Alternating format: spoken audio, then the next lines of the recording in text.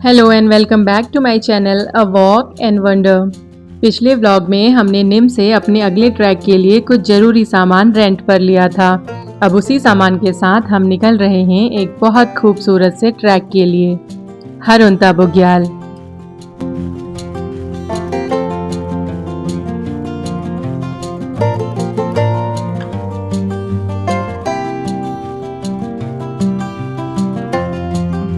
हम उत्तरकाशी से निकलकर चौरंगी खाल पहुँचे। वहाँ पहुँचते पहुँचते अंधेरा हो गया था, इसलिए हमने वहीं अपना टेंट लगाया।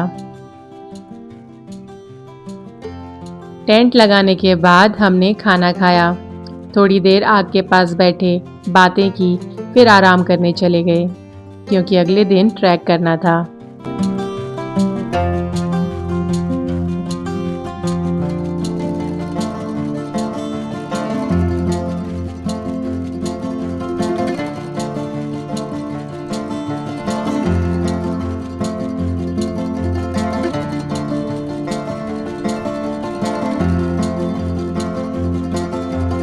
अगली सुबह हमने अपना टेंट और बाकी सामान पैक किया और ब्रेकफास्ट का ऑर्डर दे दिया।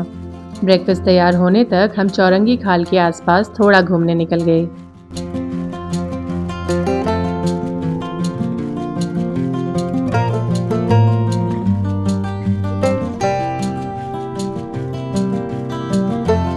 चौरंगी खाल से दो ट्रैक शुरू होते हैं, एक नचिकेता ताल और दूसरा हरुंता बुग्याल। नचिकेता ताल यहाँ से करीब 3 किलोमीटर है और काफ़ी पॉपुलर है। वहीं हरुंता बुग्याल थोड़ा शांत और वहाँ भीड़ भी कम होती है। इसका ट्रैक करीब 6 से 10 किलोमीटर हो सकता है। ये इस बात पर डिपेंड करता है कि आप बुग्याल में कितना आगे तक जाते हैं। हमें भी ऐसी ही जगह पसंद है, इसलिए हमने हरुंता बुग्याल जाने का फैसला किया। ब्रेकफास्ट में आलू के पराठे खाकर हम ट्रैक के लिए निकल पड़े।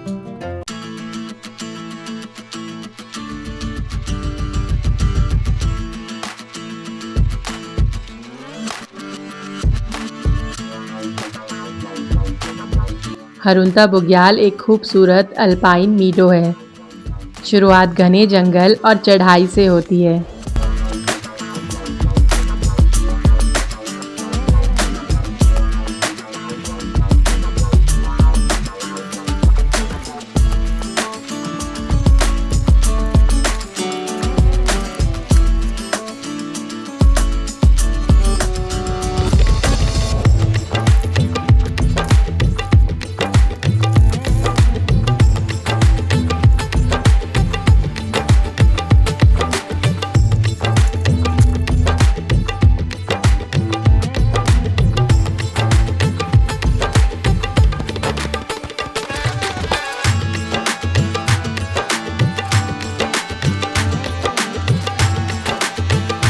कुछ ऊपर जाने के बाद एक जगह से बहुत अच्छा व्यू दिखाई देता है। उसके बाद रास्ता सीधे सीधे जंगल के बीच से आगे बढ़ता है।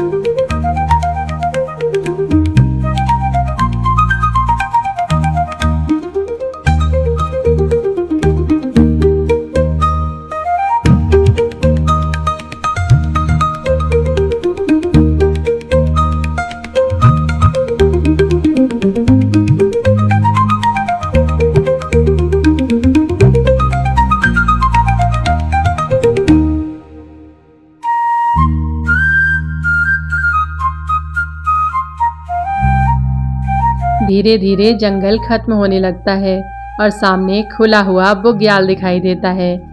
पूरा रास्ता काफी सुनसान था। पूरे ट्रैक में हमें एक भी दूसरा ट्रैकर नहीं मिला।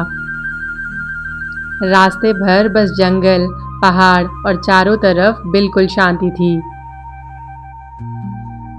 ये पूरा ट्रैक जंगल के बीच से जाता है और रास्ते में यहाँ कोई नहीं मिला था, इसलिए अकेले यहाँ ट्रैक करना सेफ नहीं रहेगा। बेहतर है किसी के साथ आएं।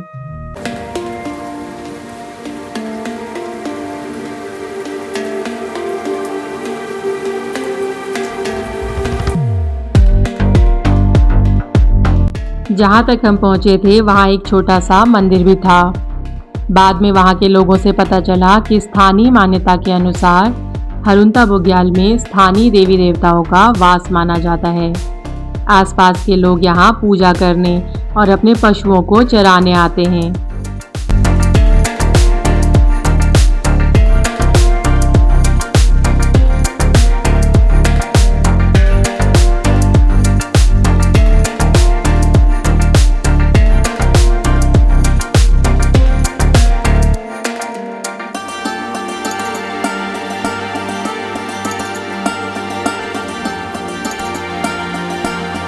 इसके बाद मेरे भाई ने बताया कि जिस बुग्याल तक हम पहुँचे थे उसके आगे भी एक बहुत बड़ा बुग्याल है, लेकिन ऊपर पहुँचने में ही हमें करीब 4.5 घंटे लग गए थे। करीब 2 बज चुके थे और हमें इसी रास्ते वापस जाना था, इसलिए हमने आगे जाने की बजाय वापस लौटने का फैसला किया। उस दिन हमने करीब 12 से 15 किलोमीटर का रास्ता तय किया। हमने ये ट्रैक जनवरी में किया था। उस साल अभी तक बारिश और स्नोफॉल ज़्यादा नहीं हुई थी, इसलिए रास्ता खुला था और हम ये ट्रैक कर पाए। लेकिन ठंड काफ़ी थी और ऊपर हवा भी बहुत तेज़ चल रही थी। अगर आप इस ट्रैक का प्लान कर रहे हैं तो आम तौर पर मई, जून और सितंबर से नवंबर के बीच का समय बेहतर रहता है।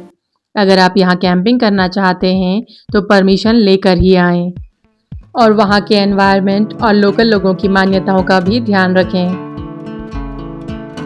हम वापस चौरंगी खाल पहुंचकर उत्तरकाशी के लिए निकल गए। तो हरुंता बुग्याल का ये ट्रैक यहीं पूरा हुआ, लेकिन उत्तरकाशी में हमारा सफ़र अभी भी बाकी था। आगे हम कहाँ गए ये आपको अगले व्लॉग में बताएंगे। मिलते हैं अगले व्लॉग में एक नई जगह और एक नए सफ़र के साथ।